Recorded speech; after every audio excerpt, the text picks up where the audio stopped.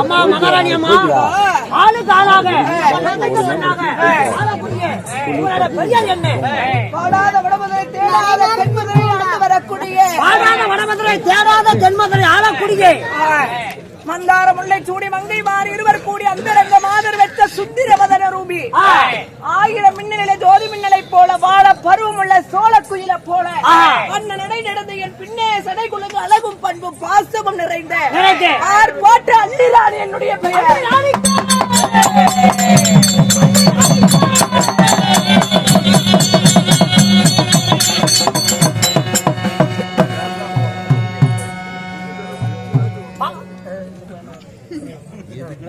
வாடாத வடமதுரை ஏடாத தென்மதுரை அது தென்மதுராபுரி பட்டணத்தை ஆளக்கூடிய உங்களோட பேரு அள்ளி மகாராணி.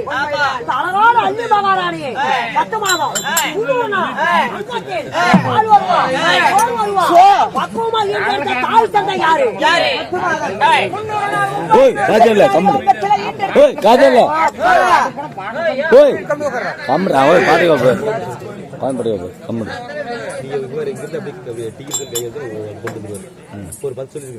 அண்ணா டீ மட்டும் கொண்டா சாவர மாதிரி இருக்குது. அப்பமா யாருங்க?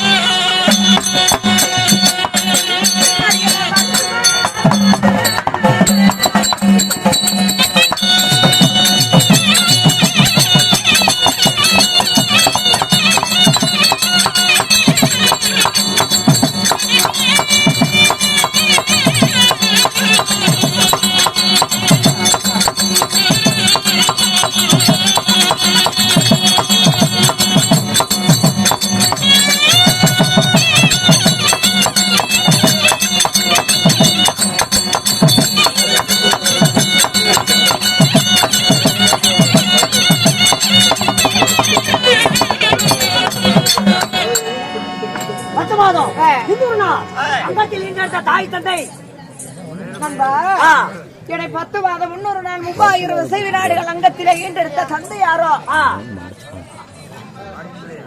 1000 பாண்டி 6000 பாண்டியருக்கு அதிகார பாண்டியன் 3000 பாண்டியருக்கு முதலான பாண்டியன் அப்படி இருந்தாலும் என்னுடைய தாயாரோ சுந்தரவள்ளி தந்தையாரோ பாண்டிய மகாராஜனுக்கும் சுந்தரவள்ளிக்கும் நீங்க சொந்த மகளா? நாளைக்கு ஒரு குலை போல ஒரு மகள் நான் இருந்தாலும் நான் எப்படி பிறந்தேன் தெரியுமா? அள்ளி இலையின் மீது பிறந்தபடியால் எனக்கு அள்ளி ராணி என்று பெயர் வைத்தார்கள். அது அள்ளி இலை மேல பிறந்தோம் உங்களோட பேரு அள்ளி மகாராணி. அப்படி ஆட்டி பார்த்தாலும் தக்க 16 வயது பருவமங்கையான பிறகு ஈரெட்டு தக்க 16 வயது பருவமங்கையான பிறகு எனக்கு திருமணம் முடிந்து விட்டது. கல்யாணம் ஏமா ஆம்பளைன்னா அளவா பிடிக்காது சொல்றீங்க, கல்யாணம் பத்தி பேசுறீங்க. எனக்கு திருமணம் ஆகிவிட்டதடி. சத்தம் போட்டு பேச வேணும்னு சொல்லி கொஞ்சம் பேசாதீங்க அம்மா, கொஞ்சம் சத்தம் போடாத சாமி. கல்யாணம் ஆயிடுச்சு சொல்றீங்க. ஆமா, எனக்கு ஆம்பளைங்கனால அறவா பிடிக்காது, இருந்தாலும் எனக்கு திருமணம் ஆகிவிட்டது. ஆம்பளைன்னா அறவா சுத்தமா பிடிக்காது. ஆனா ஒரு ஆண் காக்கை என் கோட்டை மேல பிறந்தாலும் ஆண் காக்கைக்கு கொட்டியே இருக்காது. சித்தனாமூர்த்தி மாமா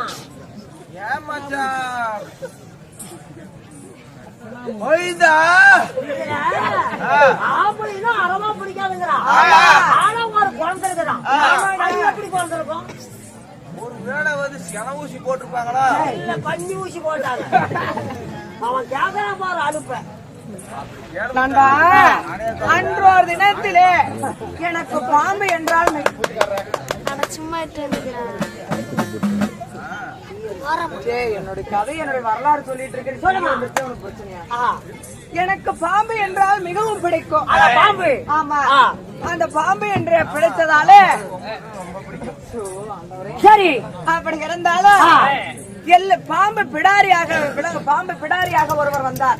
பாம்பு விற்கக்கூடிய பாம்பு பிடாடர் அந்த பாம்பை விற்பனைக்காக கொண்டு வந்தார். அந்த பாம்பின் மீது ஆசை கொண்டு பாம்பை நான் வாங்கி நான் வளர்த்து கொண்டிருந்தேன். அப்படி என் ஒரு நாள் மட்டும் அந்த பாம்பு என் இரவு என் படுக்கையில் இருந்தது. மறுநாள் பார்க்கும் ஏண்டா வீட்டெல்லாம் பணம் விட மாட்டேங்கிற புண்டவாளிகளா. அப்படி இருந்தாலுமே அந்த பாம்பு பிடாரனாக ஒருவர் வந்தார். யாரு வந்தார் தெரியுமா? அப்படி பாம்பு பிடாரனாக வந்தவரே அண்ணன் ஆதிமாய கண்ணன். அந்த பாம்பாக வந்தது யார் என்று தெரியாமல் படிக்கு ஓர் இரவு அந்த பாம்பு என்னிடம் இருந்தது. ஆமா, பஞ்சனையில் இருக்கும் பொழுது மறுநாள் காலையில் எந்திரித்து பார்த்தேன், பாம்பை காணவில்லை. ஆனால் என் கழுத்தில் மாங்கல்யம் இருந்தது.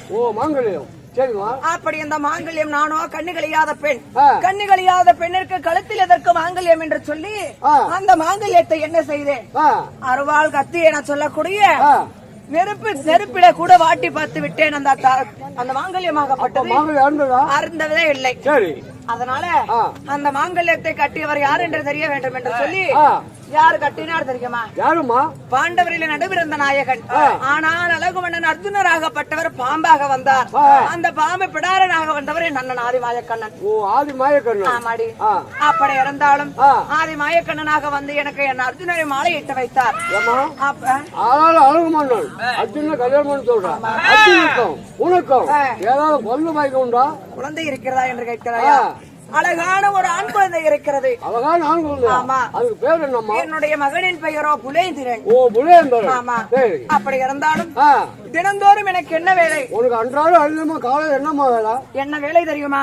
என் மகனாகப்பட்டவன் நந்தவனம் சென்று நறுமலர் பறித்து வந்து பூங்காவனம் சென்று புதுமலர் பறித்து வந்து இந்த தாயினுடைய பாதத்தை காண வேண்டும் என்று அதி விரைவாக வந்து கொண்டிருப்பார். பள்ளிக்கு போது பாடத்தை படித்து வீட்டுக்கு வருவார். ஆமா. சரிமா. இப்பொழுது என் மகனாகப்பட்டவன் வந்து கொண்டிருக்கிறார். பார்க்கலாமா? ஆகட்டும். மகனே புலேந்திரா.